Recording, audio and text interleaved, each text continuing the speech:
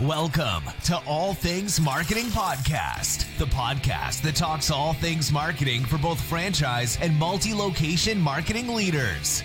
ATM is brought to you by PureDriven. We'll show you how to turn your brand into a money-making machine. Here's your host, Steve Rockwood. Hello, everybody, and welcome to ATM. My name is Steve Rockwood, and I'm the marketing manager at PureDriven. Today, we are going to talk about multi-location websites for franchisees. I am joined by special guest Angelo Ponzi from the Ponzi Group. Angelo is an expert in business development as well as website design for many different industries. Angelo, how are you doing today? I'm doing great, thank you, and thank you for having me on your show. Well, thank you for hopping on, Angelo. I know we've worked together in the past, but we've never had you on the podcast, and you're actually one of the first guests outside of the PureDriven family to be on the podcast. So it's awesome to have you, and thanks for joining me. Yeah, no, it's fun. It's fun, and I'm out in Southern California, so we're a few time zones away as well. Oh yeah, I understand. My wife's actually from that area as well, and now she's here in the frozen tundra of St. Paul, Minneapolis. It's quite cold.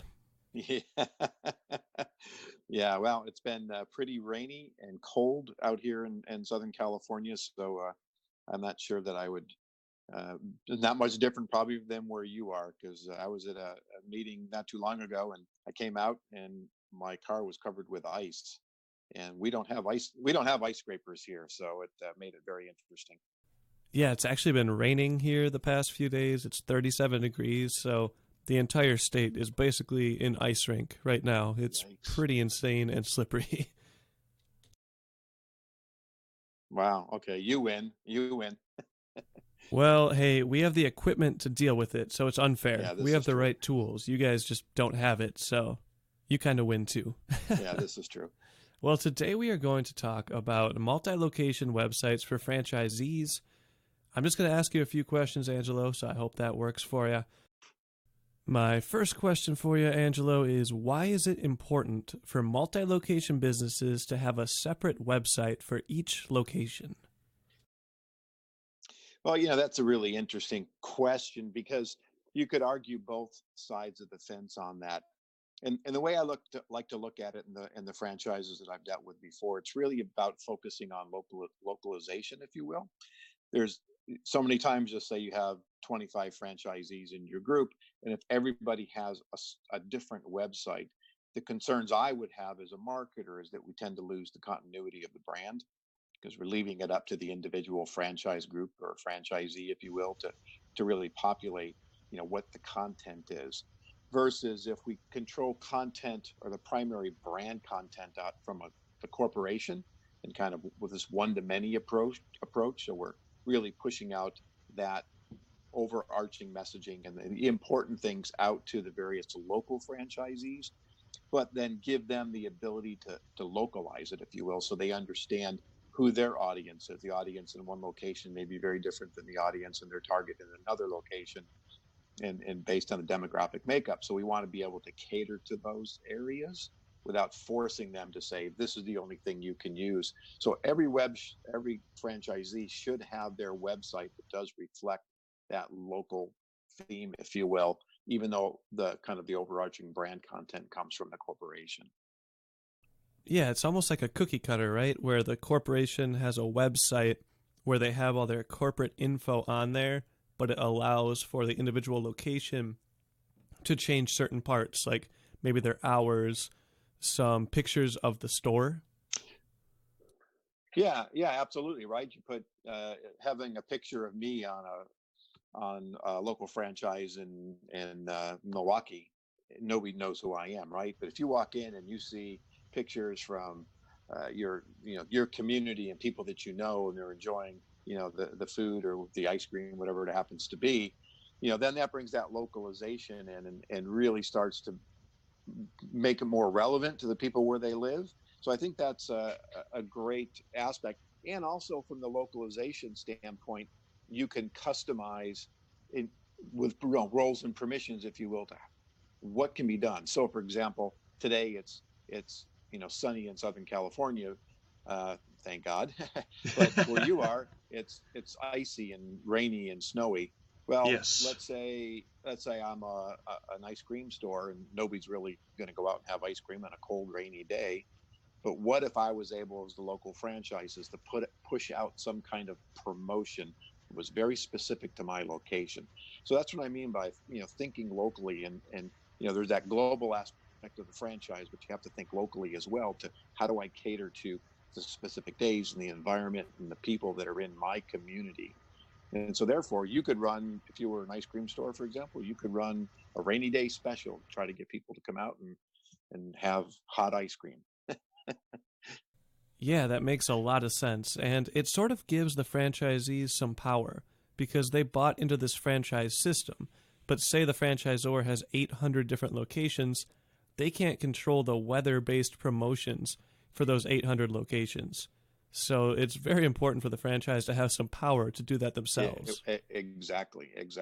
And therefore, there's certain things. What we don't want to happen is, the guy that's in your area and the guy that's in my area putting out different brand messages. And I think that's the real important part, is to make sure there's brand consistency.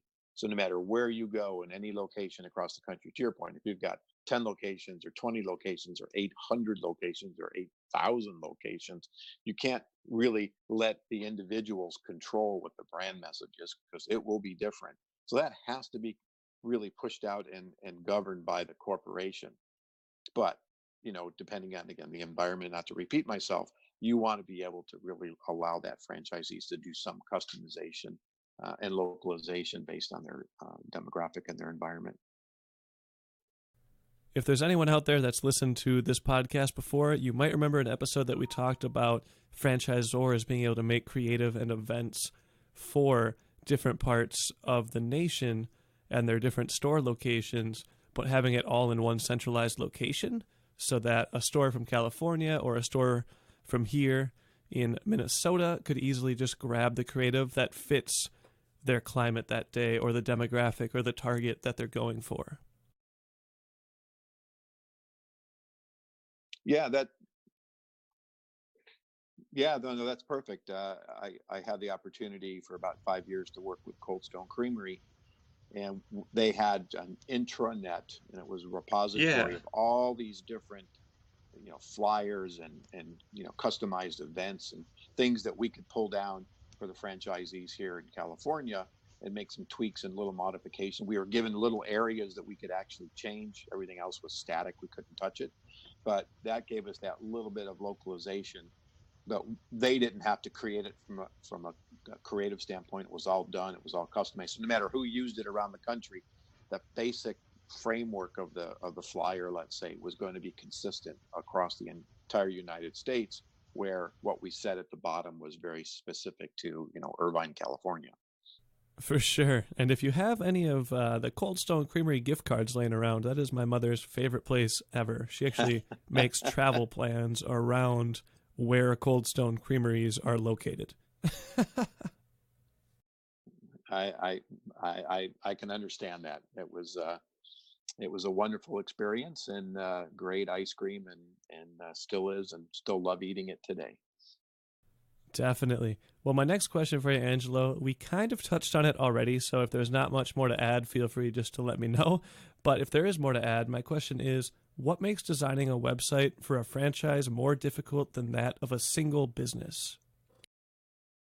Well, I think maybe the part we didn't touch on is the consideration of everything we have been talking about. Is just taking something that you're saying, this is what's going to work, this is the corporate franchise, this is the corporate messaging, and it's going to work for everybody in every market.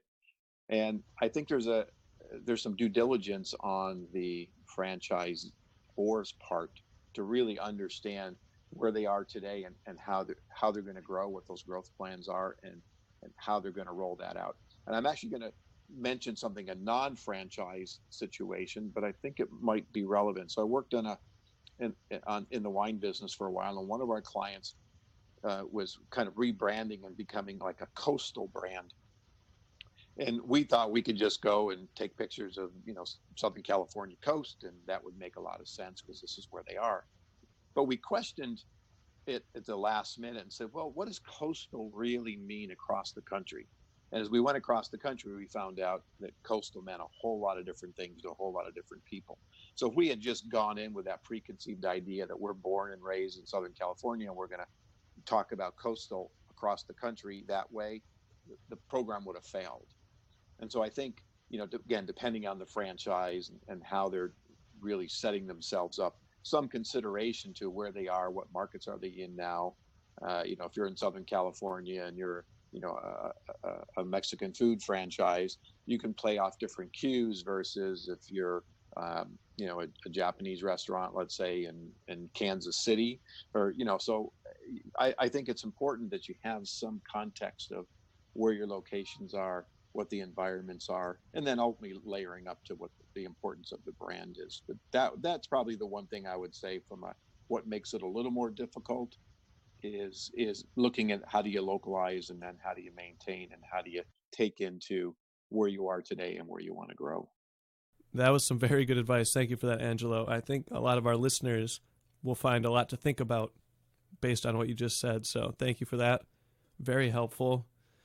My second to last question for you is, do you have any advice for franchisors that currently do not have separate websites for their franchisees, but would like to get started along that path? Sure. I think probably the important thing is to work with a group and a program that allows you, and I mentioned it earlier, this one-to-many. Yeah. And so this way, let's say the franchisor and the corporation can really work from their central location and building the site and doing all this, and then have the ability, once they publish and then localize, to be able to update whatever the changes are from one area. And this way, you're not sending out materials and telling, the local franchisee and halfway across the country, oh, by the way, upload these materials today to your website. So I think that becomes really important to making sure that you can seamlessly manage the websites from one location. I mean, after all, if the franchisee is buying a franchise to, sell hamburgers, they're probably not really good web people. Yep. And so I think that would probably be the biggest, and that making sure that the program has these roles and permissions so you can determine who's going to be able to do what, right? You, the franchisee, can change this picture and change this copy, but you don't have permission to do anything else.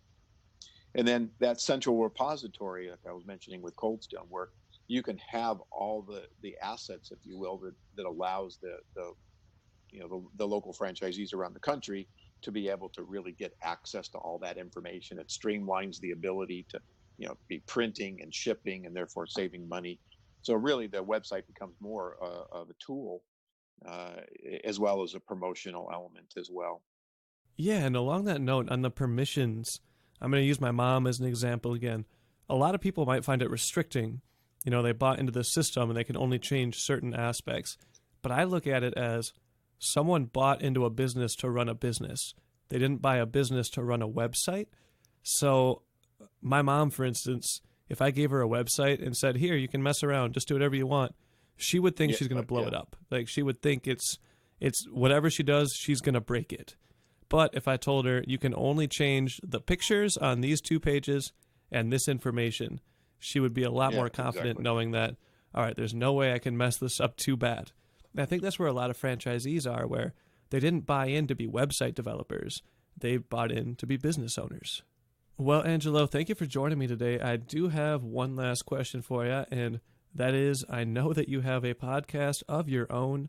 Would you mind telling us how to find it and just a little bit about what you talk about on there? Sure. It's called Business Growth Cafe. That's you can find me at www.businessgrowthcafe.com, or I'm also on iTunes, iHeartRadio, Speakers, Stitcher, Spotify, really most of the podcasting platforms. And it's a business oriented show, and the concept basically is to understand the internal and external factors that can impact business growth. So my guests could be providers that are marketing people or salespeople, but also I've had, CEOs of corporations on and talking about, their growth trajectory and what were some of the things that kept them up at night and really were obstacles to their growth and how they overcame them. So the whole thing is about giving insights, tips, and tricks, if you will, to small to medium-sized businesses and how they can avoid various issues that may impact their business growth, or those insights that can really help drive their business growth. And so that's really the focus. And it's we record every Tuesday at 12:30, hence so we can play off the cafe part of it. And then we turn it into a video, which we upload onto the websites. And then we do the podcast as well and push those out a couple days later. Well, there you have it, folks, the Business Growth Cafe. I will add that to the description of this podcast so you can easily find it if you forget what it is called before you get to your computer or search bar. That being said, thank you very much for joining me today, Angelo. Yeah, thank you. And anytime, I really enjoyed the conversation. Anytime, my friend. I enjoyed it as well. Everybody else, thank you for listening to the podcast. It's always a lot of fun.